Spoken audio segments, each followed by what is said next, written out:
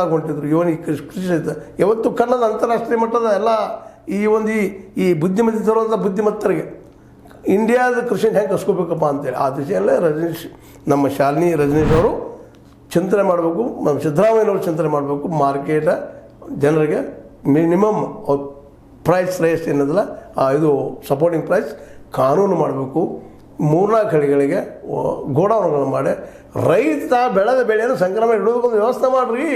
ಅಲ್ಲಿ ಲೈನ್ಗಳು ಇರ್ತಾವೆ, ಅಲ್ಲಿ ವ್ಯವಸ್ಥೆ ಆಗ್ತದೆ, ಅವ್ರು ಮಾರ್ತಾರೆ, ತಮ್ಗೆ ಬೇಕಾದ ರೇಟಿಗೆ ಕೊಂಡ್ಕೊತಾರೆ, ಮತ್ತು ವ್ಯಾಪಾರ ತಮ್ಗೆ ಬೇಕಾದ ಕೊಂಡ್ಕೊಂಡು ಹೋಗ್ತಾರೆ. ಅಲ್ಲಿವರೆಗೆ ಇಲ್ಲೇನು ಉದ್ಧಾರ ಇಲ್ಲ. ಇದು ಕೃತಕ ಬುದ್ಧಿಮತ್ತೆ.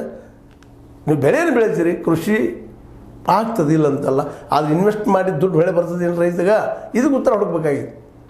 ಇವತ್ತು 100 ರೂಪಾಯಿ ಇನ್ವೆಸ್ಟ್ ಮಾಡಿದಾಗ ನಮಗೆ ಅಟ್ಲೀಸ್ಟ್ ಅದರಿಂದ 150 ಬರಬೇಕಲ್ಲ.